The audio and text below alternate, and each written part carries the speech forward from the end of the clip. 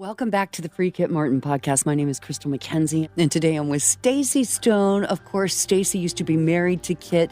They were married for over a decade, had 3 children together. Those are all beautiful adults now, and that makes you the one and only ex-wife with the whole bigamy situation with Joan. Oh, we'll get to it. Don't worry. Also, we have Emilio Corsetti today. Emilio wrote the book, I Will Ruin You, The Twisted Truth Behind the Kit Martin Murder Trial, which is due out March 26th, and we appreciate you being here today, Emilio. First things first, a trigger warning. We talk about a lot of stuff in this podcast, like domestic violence, wrongful convictions, alleged perjury, and bigamy. Christian Kit Martin is a household name, and he's a military hero, now serving life sentence for a triple homicide he did not commit. His 3 neighbors across the street, that's who he's accused of killing. However, he has 3 people as alibis. Laura, his fiancée at the time, and her 2 children who were at home with him during the time of the murders. Christian Kit Martin happened to be in the middle of a divorce where his ex, Joan Harmon, vowed to ruin his military career and him, for that matter, but was protected all the way through this trial and never once had to step foot inside the courtroom and never had to even plead the 5th in front of the jury. This conversation continues on all major social media platforms, by the way, the Free Kit Martin podcast. And I know Stacey and I are both thrilled to have you back. Emilio Corsetti, who wrote I Will Ruin You, The Twisted Truth Behind the Kit Martin Murder Trial, which is due out on March 26th. Thank you again, Emilio. Gosh, we appreciate you being here today. Who did you run into the other day when you were there? James Matlock. Can we have that conversation with you? Sure. Okay. So I had gone back to Pembroke specifically to film some video for a book trailer. And one of the things I wanted to do in the book trailer is I wanted to get a drone video of the water tower in Pembroke as a way of identifying where location, right? Sure. So I drove up to the water tower, unpacked my drone, and a gentleman and his dog drives up, and I'm sure they were wondering what I was doing, so I explained to them what my plan was, and they said, yeah, no problem, go ahead.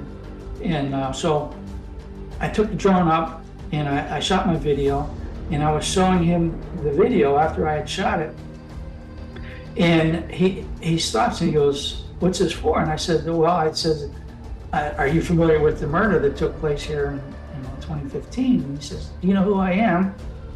And I looked at him, and he did look familiar. I couldn't place the name right away. And he says, I'm James Matlock. So right off the bat, I recognized him as soon as he said that, James Matlock. And so we got into a discussion about his participation in the trial. And he had some interesting things to say. I'll bet he did. Now, that's an interesting character. Now, Stacey, why don't you interject here? Does Kit even know who that is? Does he know? No, he said that he doesn't ever even, he said until he walked in that courtroom that day, he doesn't ever remember ever seeing him. Or meeting him ever in Pembroke? Yes. Okay. Now, tell us what happened. Because I'm dying to know what happened, and you kind of left us on that note last time we had John there, Emilio, so. Well, as you know, if you listen to the trial, James Matlock didn't come forward until 4 months before the start of the trial. Right. Right? And when he did come forward, he didn't identify Kit. He had basically said, as I recall, I have to go back and play his testimony, but as I recall, he testified that it was the Saturday before the murders and that he was on a motorcycle or something similar to that, tripod or something like that. He was looking for a part off of a combine that he had lost. And he saw somebody come out of the tree line. Can you please state your full name? James Christopher Matlock. Okay. And Mr. Matlock, where do you live? Pembroke, Kentucky. Okay. How long have you lived in Pembroke? All my life. All your life. Okay. I want to talk about November 2015. And Your Honor, may I approach the witness? Yes, sir.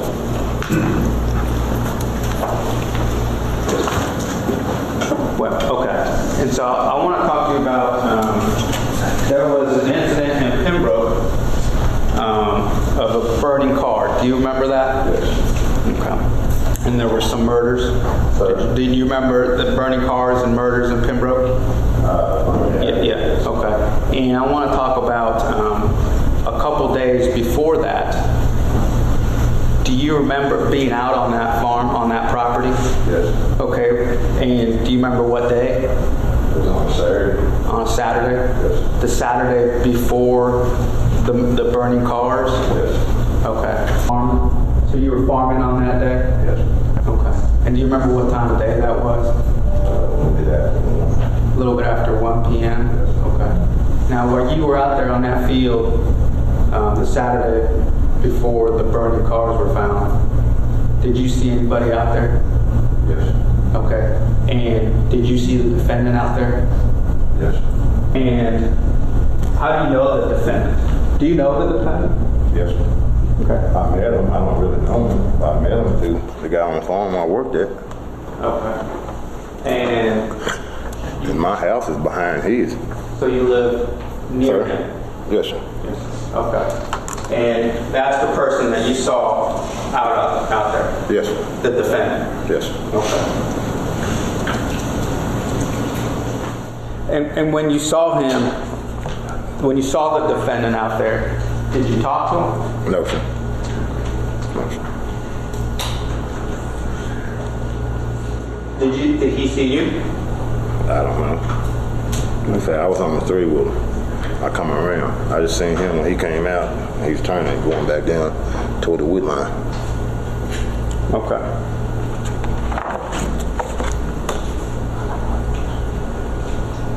No further questions. So that was the testimony, and then he identified that person as Kit.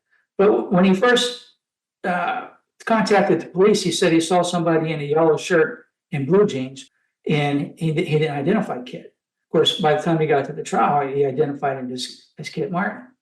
So I was interested in some of the discrepancies because at the trial, the defense put on a phone expert that tried to disprove that by saying that on the Saturday before the murders, Kit was on his phone at the time that supposedly James Matlock had saw him. Isn't it true that you actually only came forward with this statement a little while ago? Well, the only reason I came forward because somebody contacted me. I never talked about it. I didn't know if he killed people or not. All I know, I seen him a couple days before. My question to you was, these murders happened back in 2015, and am I correct that this year, in 2021, a few months ago, that was the first time you talked to anybody about this? Maybe I only told one person that I seen somebody back here, and that was Bubba. You talked to the police. I talked to the police after he contacted me. I don't know how I got to be here. You don't know how you got to be here. No.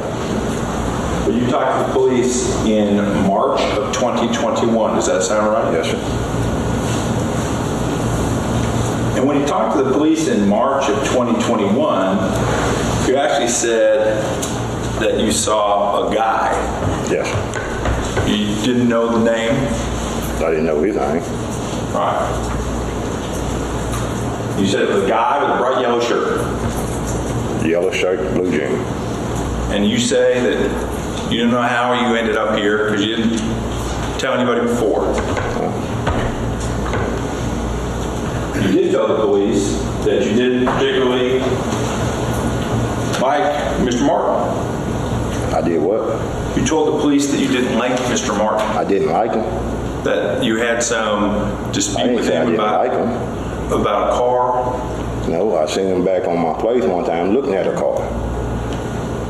But that's got nothing to do with me liking him. I met him through Bubba. He come to the farm. The man that raised me did a bunch of work around his house. I took stuff up there to him.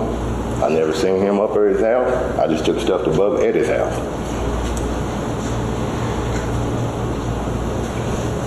So you've seen him according to, I'm just trying to make sure I got this right, walking his dog back by your property? Is that right? Yes, sir.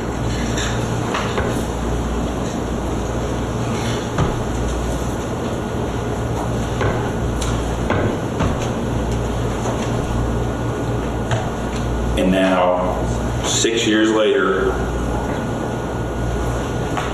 you've got new information, right? No, I've got the same information I had then.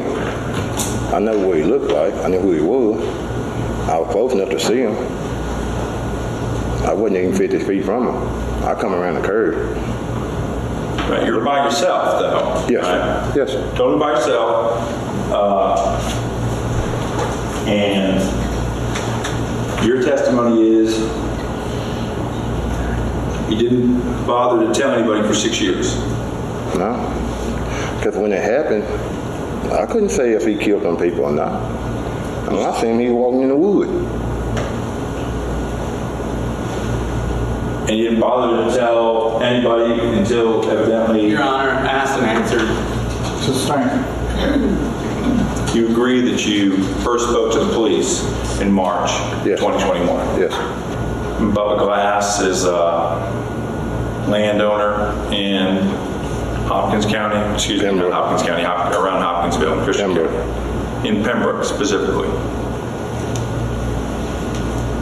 He owns a lot of stuff, right? Your Honor, objection relevance. So sorry. Matter of fact, Bubba don't own nothing no more. He's retired. His son runs the farm. That's who I work for. Bubba raised me from the time I was 9 years old up until now.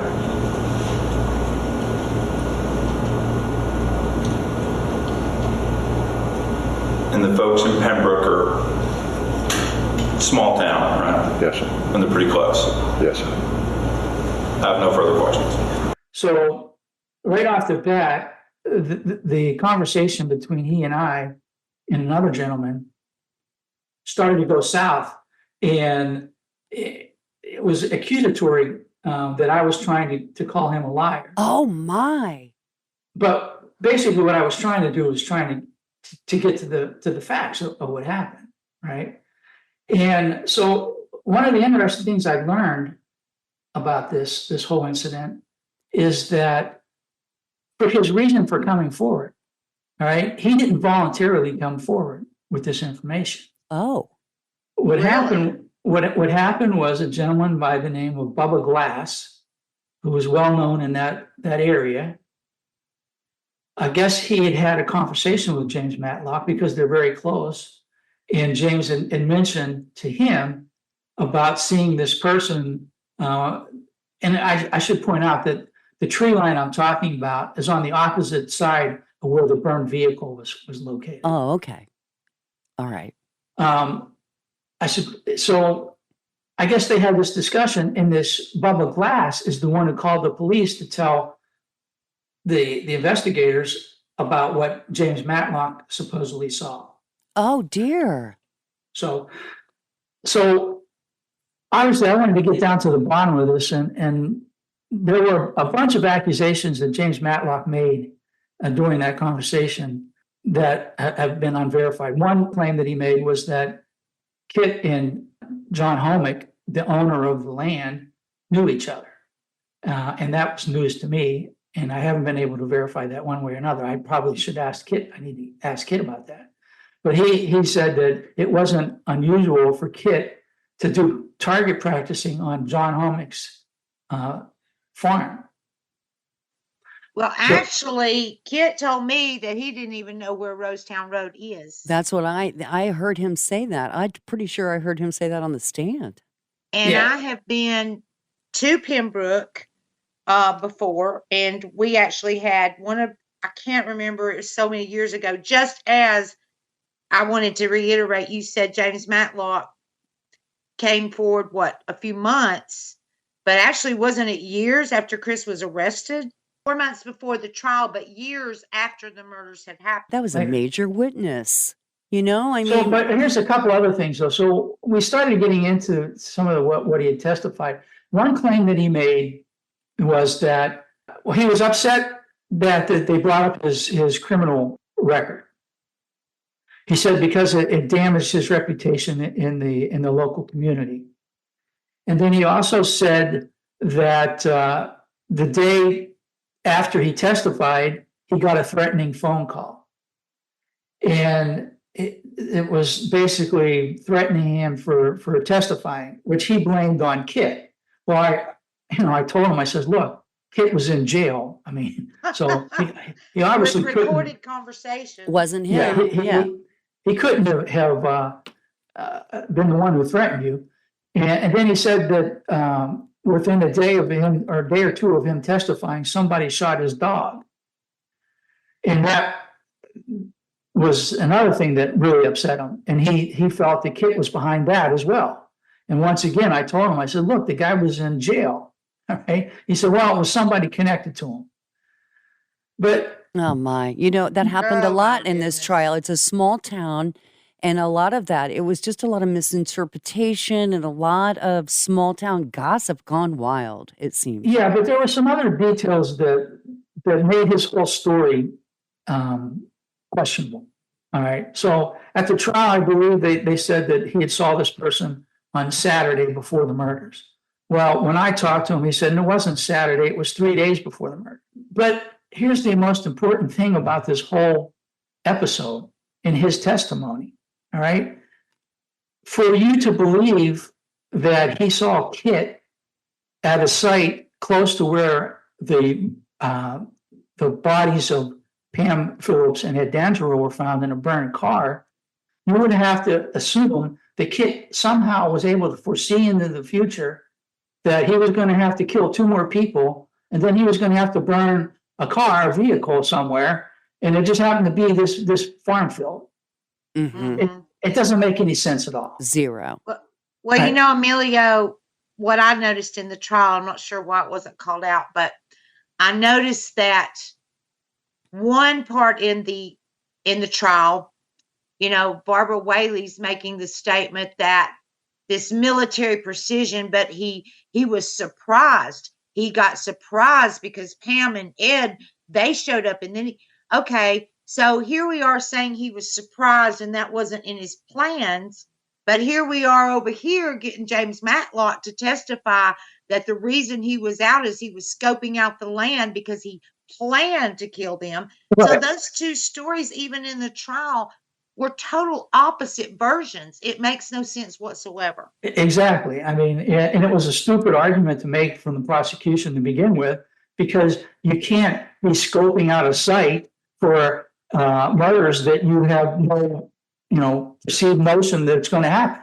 Yeah. Right. Yeah. So it didn't make any sense, but I know from comments from people who watched the trial that James Matlock, his testimony was taken very seriously. Absolutely. As accusing him of making Kit appear guilty. Right. And did I hear you just say earlier in this conversation that he was upset because his criminal record was brought up? That is a public record. And from what I can tell, isn't there like over 30 different criminal charges on this man? He talked about that a little bit. He said all his criminal record had to do with was fighting and a DUI and some other minor things. But he was upset that they brought it up because it kind of damaged his reputation in the local area. By the end of the conversation, I calmed things down because he was really upset about the whole thing. But when I started pointing out some of the discrepancies in the whole prosecution story, kind of started to come around, and he got interested in wanting to know more. So I was able to turn the conversation around, but it started off on a bad note. Does he know what perjury is? I didn't get into the fact that his initial contact with the police, he didn't identify Kit. And where did that transition between not identifying him to positively identifying happen? Exactly. Right? But regardless, the whole story is just shaky. The fact that he didn't even volunteer to come forward, it was somebody else that volunteered him with the information. the whole thing. And then the fact that none of it makes any sense because you can't tie, even if he was there, you can't tie that to the crime. Precisely. Right. Hey, you would be the one, I'm sorry, just a real quick question because it's on my mind. You would be the one to ask this because I've never heard of a 911 call for that burning car. It's in the book. Yeah. So, you remember at 1:50 a.m., Earl Jett's dog started barking. Yes. All right. And it woke him and his wife up. So his wife gets up and she uses the restroom. She goes back to bed. And then Earl Jett gets up. And so now it's about 2:10 or 2:05 or 2 a.m. He uses the restroom and he looks out the window, and the bathroom happened to have a window that looked out at the same direction where the car was on fire. Okay. Yes. And he saw flames. He didn't realize what was on. He just saw the flames. All right. Mm-hmm. And John Hommick. What is it? John Hommick? I don't know if his first name is John. I think it is. But anyways, he had a burn pile, and Earl Jett testified that he thought maybe it was early in the morning. He had just gotten up, and maybe his directions were off a little bit.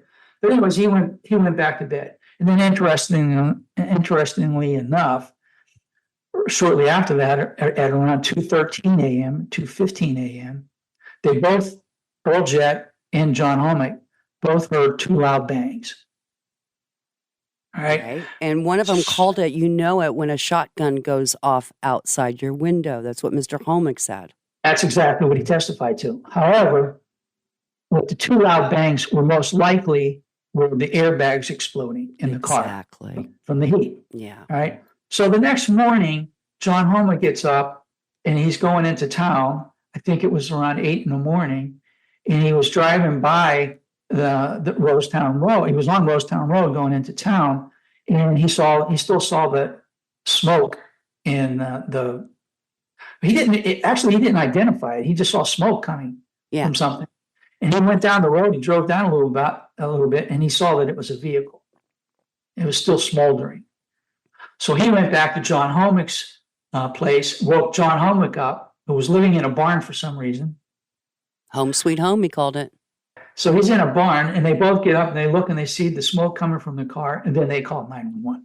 So let me ask you a question. Do we know who owns this property? John Hommick. I'm going to be right back. John Hommick's. Okay. I got to get a glass of water. Okay, yeah, Okay. Go ahead. Ooh, he's got shorts on.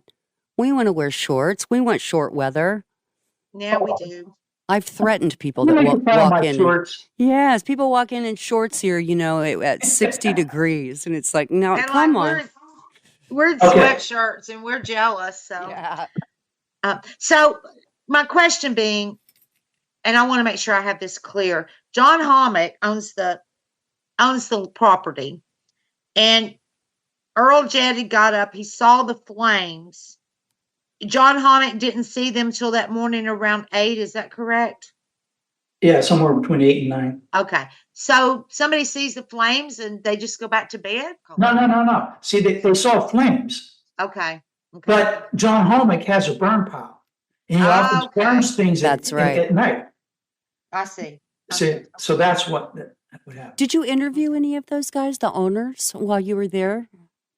John Hommick or Earl Jett? No, I did not. Oh, you did not. Okay. But I did go back to the scene. I did go back to Rosetown Road and into the exact spot where the car was located.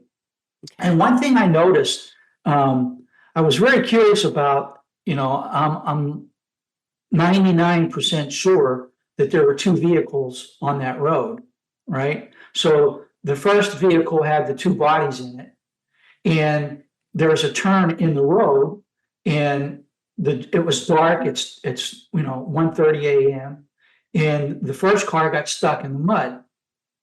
Well, I drove down that road myself, and it was in November as well, so it was around the same time period. All right, so I do remember the road was pretty narrow, and there's a farm field on the left, and then there's a grassy low area to the right that's not farmed. But when I drove down the road, it was so narrow that I kind of had to do it was difficult to turn around and go back to Rosetown Road. Right? Let's put it that way. So I probably had to go through the cornfield just a little bit in order to back up and get in there. So I'm thinking to myself, at 2 a.m., all you have is the headlights of a car. So the first car gets stuck in the mud. Right. It had been raining really badly on the 18th. Yeah, in the morning. Okay. But by the evening, it had stopped. All right. But if you saw the pictures, you can see that there was still water that had gathered in this low area where the car got stuck in the mud. All right. There was quite a bit of water, actually. So in my mind, I was thinking they had talked about, they had saw some tire tracks, and then they decided that they were going to go back and look at the tires on John Homick's vehicle, because John Homick said he was down there the day before. And they said they matched the tire tracks that they saw at the site of the burned car with his automobile, and then they left it at that. Okay. Right? Yeah. But when I went down, and I was physically in that location, I realized how tight it would be to turn around a vehicle. All right. But when I was looking at, and then you can go back, and if you have the evidence photos, if you look at the evidence photos, there's very clearly another set of tire tracks to the right of where the car got stuck. I wondered. Wow. All right. And I had no clue if they did anything investigating that other second set of tire tracks. They did right not. up, almost right to where the mud and the water started. I mean, I want to know what kind of tires, though, they are. They could have known exactly what kind of tire that was in that mud. But you can clearly see another set of tire tracks in the evidence photos. And so do they look like big tires, like maybe a truck, or do they look just like normal? Can you tell? No, you couldn't tell. Yeah. Okay. I wanted to ask about Rosetown Road. When I went doing my little investigation, how far down, I never could figure out where the actual site was. How far down Rosetown Road did this happen? Do you remember about how many miles down the road it was? There's a main street that goes through Pembroke, and you go on down and you turn into Rosetown Road. How far down Rosetown Road was this? No, I can't give you a distance. All I know is that I went past it initially because I couldn't find it, but it's right after a curve in the road. Yeah. But I'm going to show you a picture here. I know this is a podcast, but okay, so I'm going to share my screen. Now, can you see that picture there? Oh, yeah. Yes. All right, if you look so you see the car stuck in the mud there, and you look off to the right there. Oh, my goodness. There's definitely tracks. Yeah, so you can see the tracks of the first car that got stuck. Yes. Right? And you can see where he dug into the dirt, and then he just couldn't get going again. But there's tire tracks in the mud behind the car, but there's no way they could have matched tire tracks that you see off to the right because it's filled with water. That's right. Emilio, do you suppose they were on their way to the burn pile with the car and then just got stuck? Is that your theory? I do not have a theory on that. That is one possibility. The other possibility is, okay, so they're driving around at 2 a.m. and there's 2 dead bodies in the vehicle. They obviously don't want to get stopped by the police.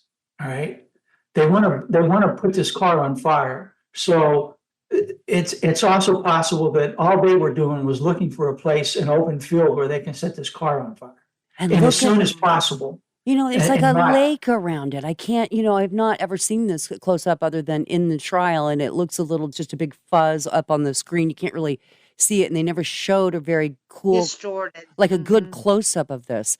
This is the first time I've seen that picture, and it's like a lake all around that car. No wonder they got stuck. Yeah, exactly. Wow. I want to go back just a moment to, don't mean to backtrack so much, but it was a question about James Matlock. That was his name, right? Yeah. Testified. So he was talking to you, and he said he had shared this information with, who did you say? Mr. Bubba Glass. Bubba Glass. Okay. And so Bubba Glass heard his story, said he saw somebody, and he suggested he needed to testify. Is that right so far? Well, no, the way James Matlock explained it to me, it was Bubba Glass called the detective and say, I know somebody who saw something. Oh. Okay. That's interesting. Well, just Okay, while we've been here on this podcast, I looked him up. He actually ran for like a city council at one time there in Hopkinsville.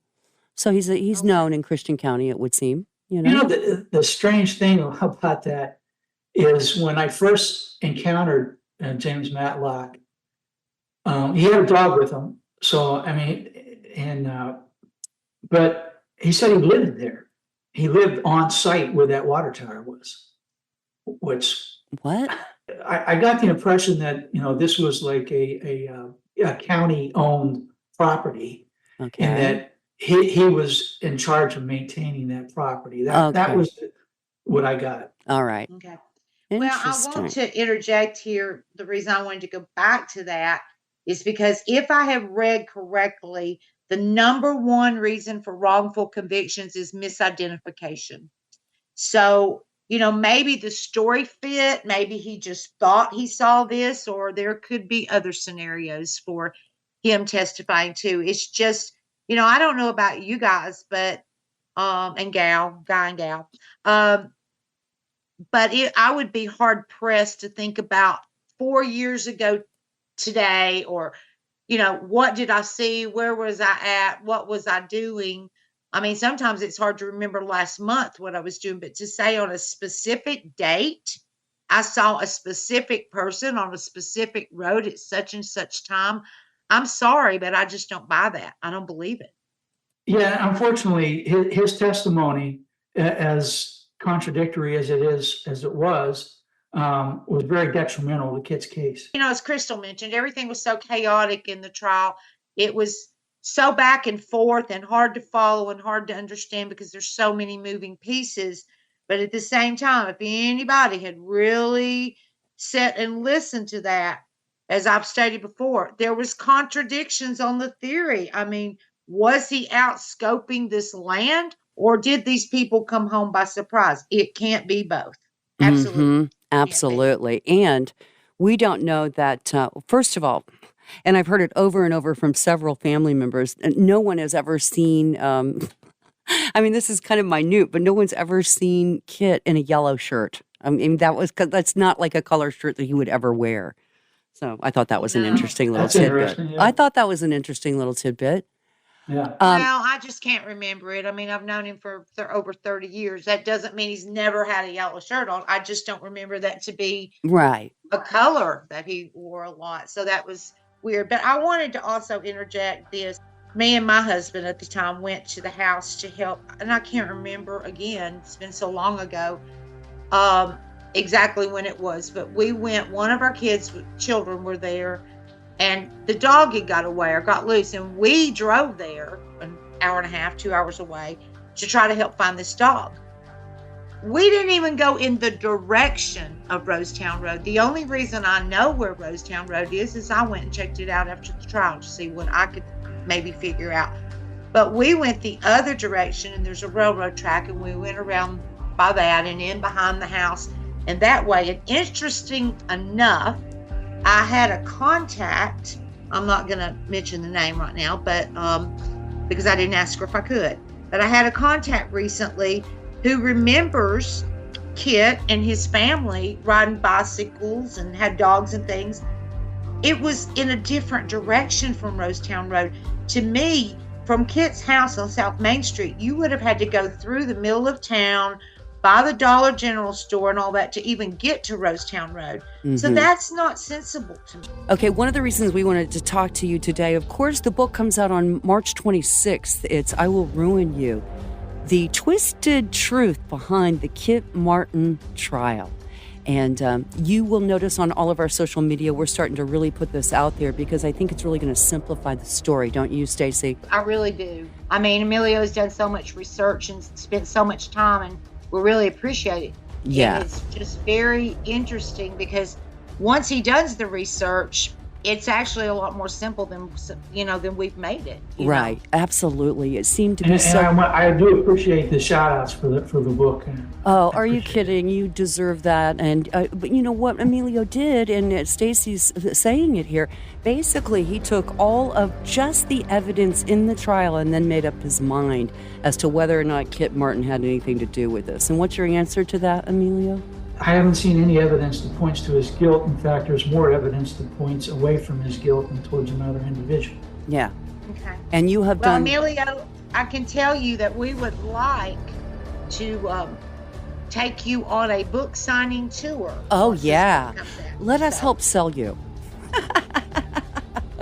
He's actually thinking about it, Stacey. Well, at the end of this segment, I'll share some information with you. Okay. And, we're going to have to pick this up next time. Emilio Corsetti, we cannot wait to read that book.